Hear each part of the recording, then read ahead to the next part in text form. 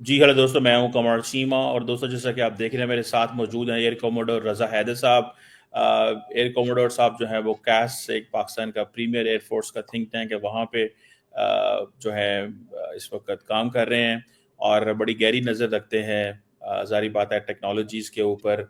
और पर्टिकुलरली जो post war situation develop हुई है उसके ऊपर मैं रिक्वेस्ट करना चाह रहा था कि जो फ्यूचर ऑफ वॉरफेयर है और जो टेक्नोलॉजी को इंट्रोड्यूस कराया गया इस वॉर, भारत और पाकिस्तान के कॉन्फ्लिक्ट में, इस हवाले बात करना चाह रहा था। एयर कमांडर साहब, सबसे पहले तो आपके बहुत बहुत शुक्रिया सर। बहुत शुक्रिया डॉक्टर साहब, और आपका बहुत शुक्रिया इस दावत देने का। सर बड़ी मेहरबानी, आपके टाइम का बहुत शुक्रिया सर।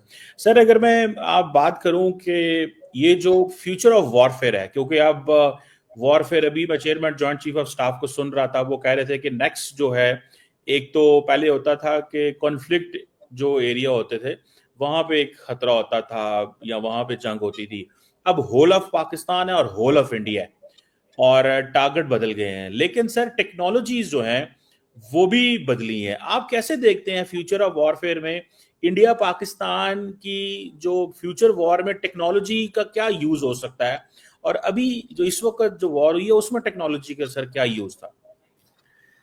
बहुत अच्छा सवाल है डॉक्टर साहब। इसको दो हिस्सों में डिवाइड कर लेते हैं कि जो मौजूदा वॉर हुई उसमें टेक्नोलॉजीज ने क्या रोल प्ले किया, और जो फ्यूचर वॉरफेयर है जो कि दुनिया देख रही है सारी और इस पे काम कर रही है, वो क्या वॉरफेयर होगी।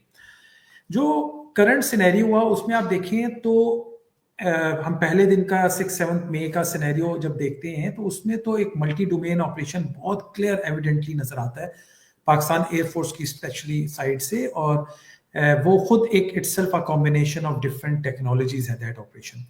और multi domain operation is actually the integration और अ synergy of different assets and technologies available to you and to make it as a concentrated force, जिसमें डिफरेंट टेक्नोलॉजीज आ जाती हैं, जैसे जेफ डिफरेंट एयरक्राफ्ट हैं, JF-17 thunder, block 3, J-10C, F-16, drones, space, EW, cyber, ये सब कंबाइन होती हैं सारी technologies to have a multi domain operation. तो ये तो हमें उस दिन नजर आ गया। नेक्स्ट डे हमें ड्रोन वॉरफेयर नजर आई और मिसाइल वॉरफेयर नजर आई। इनको हम नॉन कॉन्टैक्ट वॉरफेयर भी कहते हैं। नॉन कॉन्टैक्ट वॉरफेयर वो जिसमें आप एनिमी सामने नहीं होता लेकिन वॉर चल रही होती है। अब इस सिनेरियो में आप देखिए तो इसमें टेक्नोलॉजीज डोमिनेंट रही थ्रू आउट, चाहे वो मिसाइल्स की शक्ल में रही या ड्रोन वॉरफेयर में रही, एंटी ड्रोन में रही, एंटी मिसाइल्स एयर डिफेंस में रही, या मल्टी डोमेन ऑपरेशन में रही।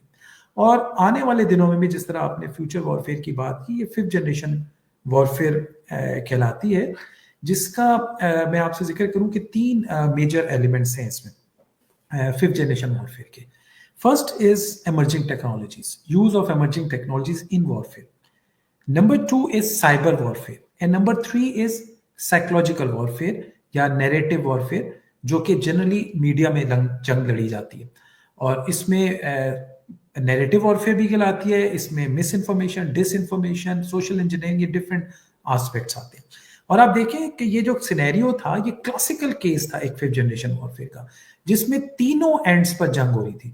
और अल्हम्दुलिल्लाह पाकिस्तान ने तीनों एंड्स पर फतह हासिल की, टेक्नोलॉजिकल एंड पे भी, साइबर वॉरफेयर में भी, और अल्हम्दुलिल्लाह साइकोलॉजिकल या सोशल मीडिया वॉरफेयर या मीडिया वॉरफेयर में भी।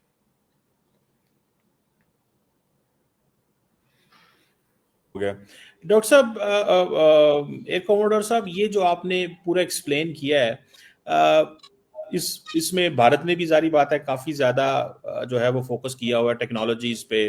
और हमें बार बार ये कहा जाता था कि ये जी टेक्नोलॉजी जो है ना, चाइना से लेते हैं, चाइनीज माल लेते हैं। चाइना मतलब डिमोनाइज करने की कोशिश करते थे। आपको पता है, आपने उनके, मैं मीडिया नैरेटिव की बात कर रहा हूँ जो उसमें, तो वो अल्हम्दुलिल्लाह गलत प्रूव हुआ।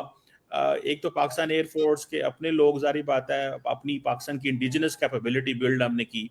और दूसरा, जारी बात है, जहां जहां से जो जो कुछ मिल रहा था वो भी। लेकिन एयर कमांडर साहब, मैं ये पूछना चाहता हूं कि जो 5th जनरेशन जो फ्यूचर वॉरफेयर है, उसमें कौन कौन सी ऐसी इमर्जिंग टेक्नोलॉजीज हैं जो इस्तेमाल होंगी? क्योंकि अब बात तो हो रही है कि जी 5th जनरेशन वॉरफेयर की बात हो रही है कि जी जो 5th जनरेशन जो है उसको जो यूज की जाएगी फ्यूचर वॉर के अंदर। How do you see that sir? जी, इसके लिए मैं आपके सामीन के लिए ना रेफर करूंगा, एक बहुत अच्छा डॉक्यूमेंट है, पीडीएफ में ऑनलाइन अवेलेबल है, critical and emerging technologies which are vital for the national security. ये लिस्ट ऑफ 18 इमर्जिंग टेक्नोलॉजीज हैं जो इशू की है United States National Science and Technology Council ने, एंड दे फील कि ये 18 ऐसी इमर्जिंग टेक्नोलॉजीज हैं which are vital for the future warfare as well as national security. उसको जरूर रेफर करें। उनमें जो की हैं वो मैं चीदा चीदा वो मैं आपको बताना चाहूंगा। उसमें जो सबसे की टेक्नोलॉजी वो है आर्टिफिशियल इंटेलिजेंस, उसके बाद आती है space warfare, then cyber, then drone, then hypersonic, then integrated network, quantum computing, 3D manufacturing, man unmanned teaming. तो ये वो सारी टेक्नोलॉजीज हैं जिन पर दुनिया काम भी कर रही है। पाकिस्तान अल्हम्दुलिल्लाह इस पर बहुत अरसे से काम कर रहा है, और इन सब का ये भी डॉक्टर साहब मैं बताता चलूँ कि बहुत ज़रूरी है इंडिजनाइजेशन होना, क्योंकि अपनी टेक्नोलॉजी जो है या सेल्फ रिलायंस जो है वो specially in the case of war बहुत काम आती है। उस वक्त आप किसी पे डिपेंडेबिलिटी अफोर्ड नहीं कर सकते।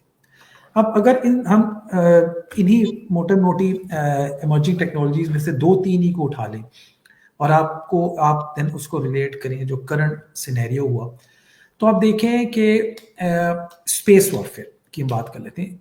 स्पेस वॉरफेयर, अब एयर और स्पेस ये दो में ना थोड़ा सा डिफरेंस होता है। एयर 100 किलोमीटर ऑल्टीट्यूड तक होती है और उसके ऊपर फिर स्पेस शुरू हो जाती है, और स्पेस में फिर low earth orbit, medium earth orbit, high earth orbit, फिर डिफरेंट हाइट्स पर होता है।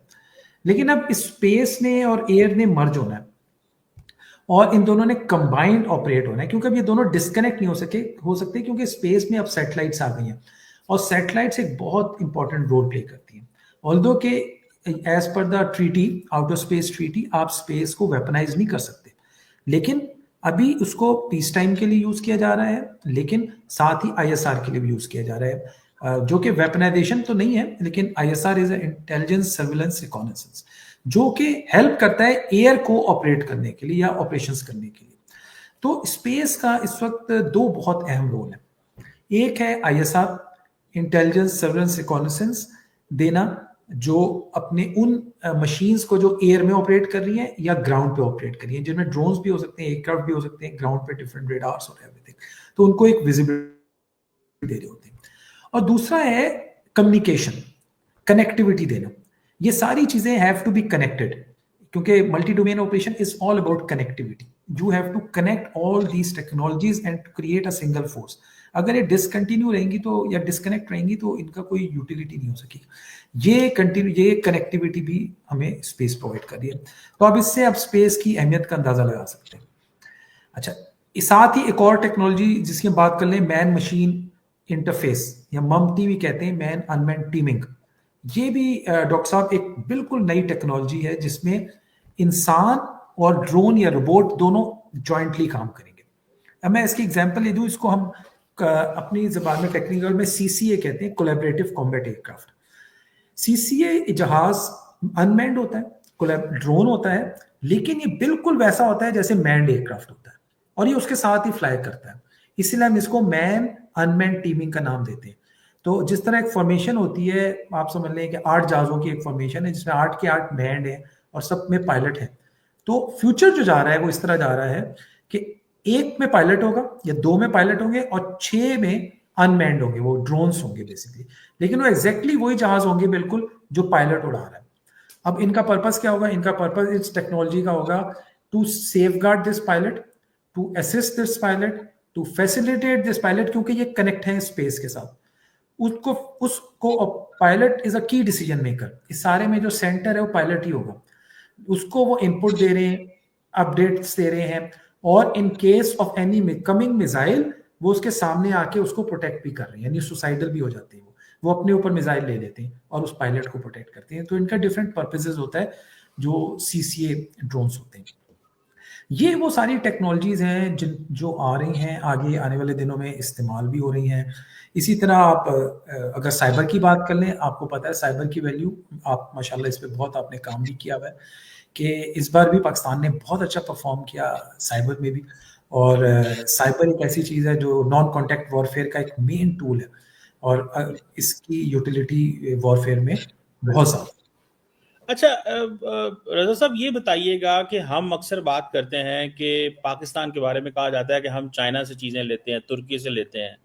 ये जो सेल्फ रिलायंस है, ये कितना, ये where does Pakistan stand? India के अंदर एक आइडिया चलता है आत्मनिर्भर भारत, कि हम अपनी ये करेंगे। फॉर एग्जांपल, उनको SU-57 वो दे रहे हैं रशियंस, तो वो कह रहे हैं कि हम टेक्नोलॉजी ट्रांसफर भी करेंगे। साथ में वो कह रहे हैं कि हिंदुस्तान एरोनॉटिक्स लिमिटेड जो है वो उसकी एक खास एक जगह है जहां पे उसको मैन्युफैक्चर भी करना चाहें तो वो कर सकते हैं। सो हम जब चाइना के पास जाते हैं या तुर्की के पास जाते हैं, तो where do we stand in self reliance? एक तो ये कमेंट कीजिएगा, और दूसरी इंपॉर्टेंट चीज ये है कि जिस तरह हमने JF-17 थंडर जॉइंट एक वेंचर किया था, हम इस हवाले से कोई इन साइबर में या इन चीजों में कुछ जॉइंट वेंचर कर रहे हैं, या सेल्फ रिलायंस में कुछ जॉइंट वेंचर कर रहे हैं, या कि हम अपनी जो फ्यूचर में इस हवाले से क्या कर सकेंगे या क्या कर पाएंगे? क्योंकि हमें कभी शायद इंडियन मिलिट्री जो है वो तो चीजों को पब्लिक बहुत कर देती है। हमारा ये है कि अगर कुछ हो भी रहा है तो हमें पता नहीं हो रहा होता कि क्या हो रहा है। तो इस पे जरा थोड़ा सा सेल्फ रिलायंस जरा कमेंट कीजिए। जी, बिल्कुल ठीक है, अच्छा सवाल है, क्योंकि self reliance and indigenisation actually this is the key. और आप देखें जितने भी सुपर पावर्स हैं, चाइना हो गया, यूएसए हो गया, इवन यूरोप है, they are all self reliant. वो किसी पे डिपेंड नहीं करते, क्योंकि जाहिर बात है वॉर के केस में nobody is going to help you so much जो कि आप खुद अपना कर सकते हैं। जहां तक ताल्लुक है मिलिट्री टेक्नोलॉजीज का, दोनों मुल्क, इंडिया भी ये करता है कि पूरी कोशिश करता है ट्रांसफर ऑफ टेक्नोलॉजी लेने की, जो आपने प्रोग्राम का जिक्र किया, मेक इन इंडिया उनका एक प्रोग्राम है उसके तहत, और पाकिस्तान भी, जिसमें एक बहुत की प्रोजेक्ट जिसका आपने खुद भी हिंट किया वो JF-17 प्रोग्राम है। देखिए JF-17 प्रोग्राम जो है ये एक सैंक्शंस की आउटपुट है। जब हम पे 98 में सैंक्शंस लगी हैं, देन JF-17 का आप कहें बर्थ हुई है। और अल्हम्दुलिल्लाह ये वो सेल्फ रिलायंट प्रोजेक्ट है जिसने सिर्फ एक जहाज नहीं दिया, हमें बेशुमार टेक्नोलॉजीज भी दी। क्योंकि जब आप एक एयरक्राफ्ट की प्रोडक्शन खुद करते हैं, जैसे JF-17 थंडर की कर रहे हैं, तो सिर्फ एक चीज नहीं है, इसके अंदर इसमें एवियोनिक्स भी होती है, इसमें वेपन्स भी होती हैं, इसमें स्ट्रक्चर भी होता है, प्रोडक्शन भी होती है, असेंबलीज भी होती हैं, टेस्टिंग्स भी होती हैं। एक बहुत बड़ा कैनवस होता है उसका, जो आप एक्चुअली ट्रांसफर ऑफ टेक्नोलॉजी उसकी करते हैं। और अल्हम्दुलिल्लाह सबसे बड़ी बात होती है जो सेल्फ रिलायंस होती है, उसका एक कंट्रोल होता है आपके पास, हार्डवेयर में भी और सॉफ्टवेयर में भी। अब आपने एक डॉक्टर साहब केस सुना होगा कि राफेल का सोर्स कोड का इशू चल रहा है, ये इंडिया इंडिया को की नहीं वजह मिल से, रहा वो, हाँ। जी, उनको नहीं मिल रहा फ्रांस से। अब ये एक बहुत बड़ी लिमिटेशन है। अब सोर्स कोड क्या चीज़ है, अगर मैं आपके तवज्जो से नाज़रीन को बताना चाहूँ, सोर्स कोड वो एक प्रोग्राम है जो उस जहाज में फीड कर दिया जाता है at the time of its production, और वो प्रोग्राम कंट्रोल करता है, it's like a brain of that aircraft which is controlling the avionics, the weapons, the fire control system, the flight control system, even the engine sometime, controlling everything. It is like a brain, neural network है उसके अंदर वो। अब अगर मैं इस जहाज में एक न्यू वेपन ऐड करना चाहता हूं, तो मुझे इस प्रोग्राम में चेंज करनी पड़ेगी, सोर्स कोड्स में चेंज करनी पड़ेगी, जो कि मैं सिर्फ जब कर सकता हूं जब मेरे पास उसके सोर्स कोड हो। इस प्रोग्राम में मैं जब चेंजेस कर सकता हूं, वरना मैं ओईएम के पास जाऊंगा। जब इंडिया ने प्रॉबली, जो मेरा अपना अंदाजा है, कि राफेल में नए वेपन ऐड करने की कोशिश की तो नहीं कर पाए, जिसके लिए उन्होंने फ्रांस से कहा कि हमें सोर्स कोड्स दो ताकि हम उस प्रोग्राम में चेंज कर सकें, जो कि उन्होंने नहीं दिए, और उन्होंने कहा कि हमारा इसमें आईपी राइट्स है, और इंडिया की लिमिटेशन आ गई और वो नहीं कर सके वो वेपन उसमें ऐड। तो जब हमारी सेल्फ रिलायंस होती है ना, और वो चीज़ अपनी होती है, तो अल्हम्दुलिल्लाह ये सारी मॉडिफिकेशंस, अपडेट्स, अपग्रेड्स आप खुद कर लेते हैं। तो बहुत अच्छी बात है। मैं स्पेसिफिकली पाकिस्तान भी, और अल्हम्दुलिल्लाह पाकिस्तान एयरफोर्स का तो मैं बहुत से कह सकता हूँ कि हम लोग सेल्फ रिलायंस और इंडिजिनाइजेशन को बहुत हाई प्रायोरिटी देते हैं, और including the cyber also. Cyber क्योंकि एक नॉन एट्रीब्यूटरी डोमेन होता है, तो इसमें कभी भी आप उसको आइडेंटिटी और नॉन एट्रीब्यूशन ही रखते हैं। लेकिन ये सारी वो फील्ड्स हैं जिनकी हमने बात की मल्टी डोमेन ऑपरेशन में, ये वो सारी टेक्नोलॉजीज हैं जिनकी हमें बहुत अच्छी अवेयरनेस है, and we are working on them for indigenization. बिल्कुल हो गया। Where do we stand in drone warfare में, हम कहाँ में हैं? क्योंकि हमारा तो फ्यूचर है ही ड्रोन में है। अभी फॉर एग्जांपल जैसे हमने यूक्रेन में देखा कि वहाँ पे वो जो उन्होंने अटैक किया, क्या नाम था उसका, स्पाइडर वेब, तो जी जी। वो एयर कमोडर साहब, वहां पे तो ड्रोन मतलब बहुत अहमियत रखते हैं कि हमारी तो ये भी हमें डिसएडवांटेज है कि एज कंट्रेरी टू इंडिया हमारी स्पेस बड़ी कम है। तो वो अगर स्वैम्प ऑफ ड्रोन्स को 500-700 भेज दें and they have the capability कि वो हमारी एयरफील्ड्स में पहुंच जाएं और वहां पे हमारे जो मिलियंस ऑफ डॉलर्स के जहाज खड़े हैं उनको हिट कर सकते हैं। सो हम क्या, एक तो इस पे बता दें, और दूसरा हम कहाँ खड़े हैं ड्रोन वॉरफेयर में, हमारी ड्रोन्स में क्या पोजीशन है, हमको मुकाबला कर पाएंगे? What do you make of that sir? जी डॉक्टर साहब, मैं आपके सवाल को ना 4 हिस्सों में डिवाइड कर लेता हूँ for hmm. Easy understanding of the viewers. सबसे पहले कि ड्रोन के कितनी टाइप्स हैं, क्योंकि यहाँ पे जो उन्होंने पहले दिन ड्रोन भेजा था वो हेरोन था, वो यूकैफ था, और जो दूसरे दिन किलर ड्रोन आया था हारो हारो, वो किलर ड्रोन था। तो लोगों में बड़ी कंफ्यूजन है, ये किलर ड्रोन क्या है, यूकैफ क्या है, स्वार्म ड्रोन क्या है। जिस तरह मैंने बताया एक सीसीए भी एक ड्रोन होता है। तो यूएवी जिसमें खाली कैमरा लगा होता है, यूकैव अनमैन्ड कॉम्बैट एरियल व्हीकल जिसमें कैमरे के साथ वेपन भी लगा होता है और वेपन ड्रॉप होता है। किलर ड्रोन इटसेल्फ एक वेपन है, उसके अंदर ही एक्सप्लोसिव भी होता है, कैमरा भी होता है, और खुद जाके वो स्ट्राइक करता है और बस्ट होता है। यानी इट इज लाइक कह लें एक मिसाइल है जो कि लॉइटर भी कर रहा है और कंट्रोल भी हो रहा है लास्ट मोमेंट तक। लॉइटरिंग म्यूनिशन भी इसको कई दफा कहते हैं, जिसमें वो लाइटर कर रहा होता है। कैमिकेजेस ड्रोन भी कहते हैं इसको। और उसके बाद एक नेक्स्ट कैटेगरी स्वार्म ड्रोन, जिसका आपने जिक्र किया, जो इन्होंने यूक्रेन ने भी यूज किया।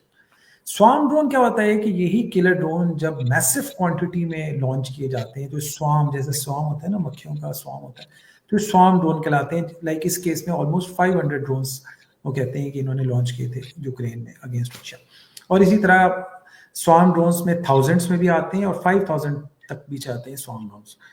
अच्छा, अब दोनों मुल्क इस पर काम कर रहे हैं। Definitely drone warfare future warfare का एक बहुत इंपॉर्टेंट पिलर है। टेक्नोलॉजी है, नई टेक्नोलॉजी है, और पाकिस्तान भी इस पर बहुत काम कर रहा है, इंडिया भी बहुत काम कर रहा है। और ये जितने मैंने आपको टाइप्स बताई हैं, इन पर बहुत अरसे से काम हो रहा है। दोनों मुल्क जानते हैं दोनों के पास कौन कौन से ड्रोन्स हैं, ये कोई छुपा हुआ सीक्रेट नहीं होता, ओपन सोर्स में अवेलेबल होता है। अच्छा, अब इसी तरह इसकी एक एंटी ड्रोन कैपेबिलिटी होती है कि अगर ये आएगा तो हम एंटी ड्रोन कैसे करेंगे, जिसमें कुछ सॉफ्ट किल और हार्ड किल्स आ जाती है। और सॉफ्ट किल करने की भी बहुत टेक्निक्स होती हैं, उसमें आप डमी ट्रांसमिटर्स वगैरह होते हैं। तो वो एक अपनी एक टेक्निक है। हार्ड किल ये होती है कि जब वो रेंज में आता है तो आप उसको हार्ड किल करते हैं। अब इस फ्यूचर सिनेरियो में अगर कोई भी ऐसा एक्ट होता है तो डेफिनेटली दोनों साइड इस पे रिएक्ट करेंगे, रिटेलिएट करेंगे। और मेरा ख्याल है कि पाकिस्तान के पास बहुत अच्छी कैपेबिलिटी है to react as well as to act both. बिल्कुल सर। एयर कमोडर साहब, ये बताइएगा कि इंडिया ने अभी हाल ही में हमने देखा है कि जो Indian Air Force 5th generation advance medium combat aircraft programme जो है उसने लॉन्च किया। उन्होंने कहा जी 2035 में हम आपको देंगे।